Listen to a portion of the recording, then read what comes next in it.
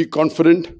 Different speakers have different speciality. Some like joking, some like, yes, that's a different variety.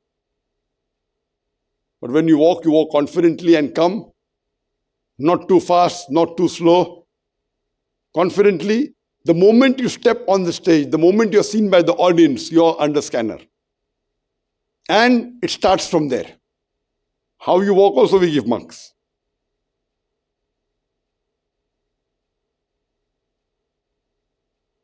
Point number 2. Pause confidently before starting the speech. Come on the microphone. Want to adjust the microphone? Adjust. Look, there's no hurry. Some people, what they do? Assalamu alaikum rahmatullahi wa barakatuh. They start saying Assalamu alaikum from here, and you only hear rahmatullahi wa barakatuh. So when you come, take your time, no hurry. Even though the lecture is starting late, no problem. How many seconds it takes? 5? 10? Adjustment may take some time. Adjust properly. Give a good look and then start. Alhamdulillah. Wassalatu wassalam. Ala Rasulillah wa ala alihi wa sahbihi ajmain. Amma ba'd. And you continue.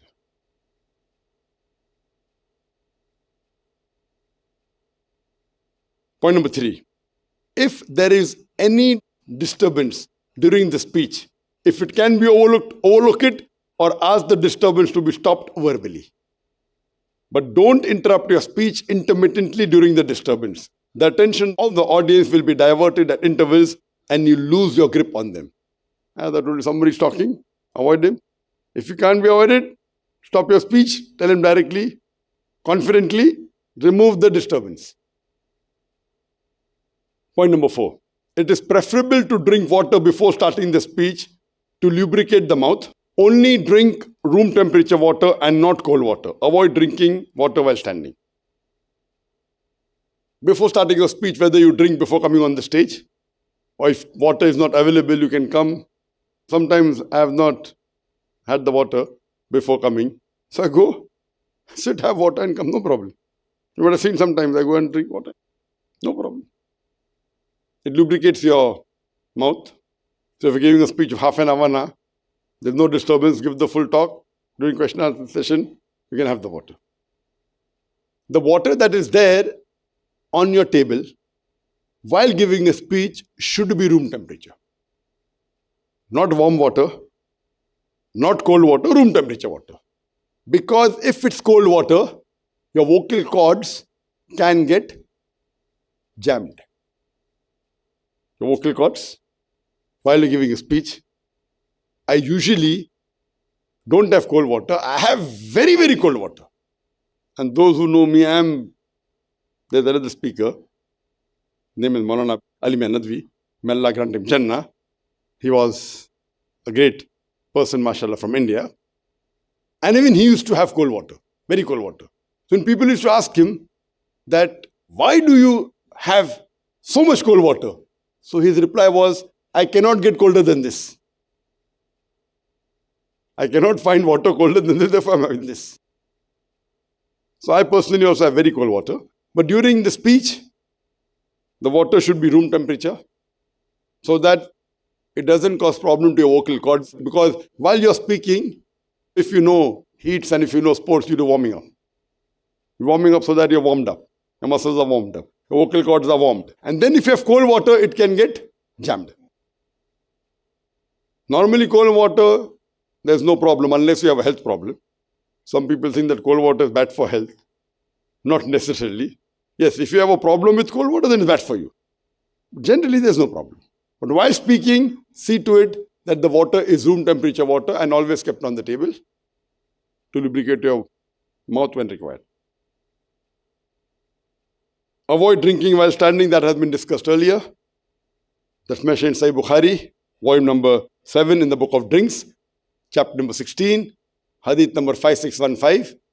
Hazrat Ali, may Allah be pleased with him, said that I know many people think that standing and drinking is prohibited, but I've seen the Prophet drink standing the way I'm doing, and he stood and drank the water.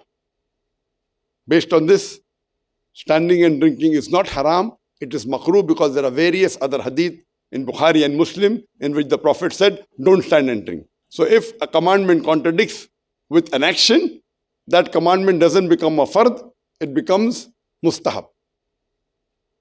To sit and drink is mustahab. To stand and drink is not haram, it is makruh. Now, normally I don't stand and drink, but on stage I used to, as I told you earlier. But since many years, since 1996, I've stopped standing and drinking on the stage. Otherwise, I do it rarely. On the stage, I make it a point, people watching, they should not get a wrong impression. That is the reason I sit and I drink. And that is the reason I sit even during question and answer time, so that I can drink water. Point number 5. Visit the venue in advance, if possible, to familiarize yourself with the hall and the surrounding. If you visit the hall in advance, mentally you're prepared. That's the reason, one of the reasons we had the orientation is that to give you an idea a day in advance, where you're going to sit. We had the orientation, you came here, the set wasn't completely prepared, but you're mentally prepared. It is so big, there's a stage, there are LEDs behind, so mentally you're prepared. Otherwise you come day one, Now when you go home at night, you start thinking, oh, I never expected this, I never thought this. You might have thought we'll be going in a small, dingy room, and you never expected to be such a big stage. And this is a big stage. Never ever in our life, in a studio, we did such a big. The stage is more than half of the studio. Do you know that? 55% of the studio is stage. Because the audience is only 20 people. We had many a time workshops, 20 people, 25 people, 30 people. The studio we had was not even 20% of the studio. It's more than sufficient. But now because we're on a bigger banner and we have, mashallah, students from all over the world. So we want to give them something good. Shooting is better. So if you are coming in advance, and when I told my brother-in-law who's going to come, inshallah, he'll be coming on the 23rd, inshallah.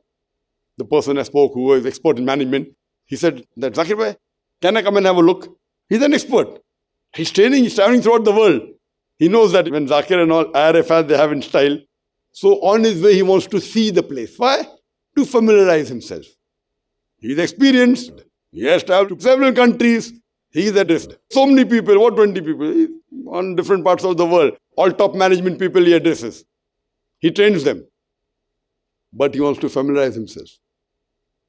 And I told him, I doubt whether you have ever spoken on such a stage before. Even though he has traveled throughout the world, very few people have the capacity to have such a stage. And the DOP, day for yesterday, while I was speaking with him, as I was telling you that he was doing Filmfare and this, when he showed our stage, the people of Filmfare saying, who's trying to compete with us? And they were shocked. A religious program? So many LEDs? Those who know, technically, if they see the stage, it's difficult for them to digest.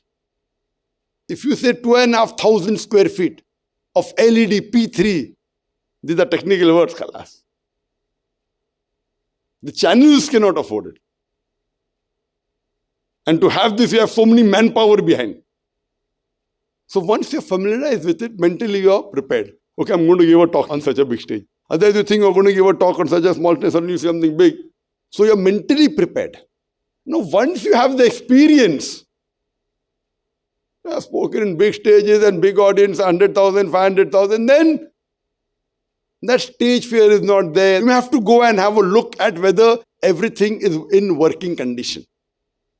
But the stage requirement to be there and the feel is not there because you have gone, now you're beyond that level where you have to go and have a feel. Because you're used to small, big. For you to get familiar, when you're walking on the stage only you get familiarized. Khalas. Because you're used to it. So going and having a visit at the venue is very important. Point number 6, the public address system should be professional as sound is the most important part of the talk. As I told you, the sound system is your weapon. It's very important and we shall deal with it later on, that how do we see to it, you ensure that it's good. Point number 7, prepare a checklist of all the requirements. Example, professional public address system, mic on the floor, stand without a podium, a glass with a jug of water, at room temperature to be kept on the table. These requirements and the checklist can be given to the organizers. There are 3 points mentioned here. One is a professional public address system, mic on the floor, stand with a podium, a glass with jug of water. La ilaha illallah, la ilaha illallah, la ilaha illallah, Muhammadun Rasulullah, Muhammadun Rasulullah. أرجو رضاك يا الله، أنت الرحيم يا الله، هبني عطاك يا الله، أنت الكريم منك العطاء يا الله، أنت العظيم يا الله، فيك الرجاء يا الله، أنت الحليم. الرحمن الستار ملك الملك الغفار الوهاب المنان المتعال. الرحمن الستار ملك الملك الغفار الوهاب المنان المتعال.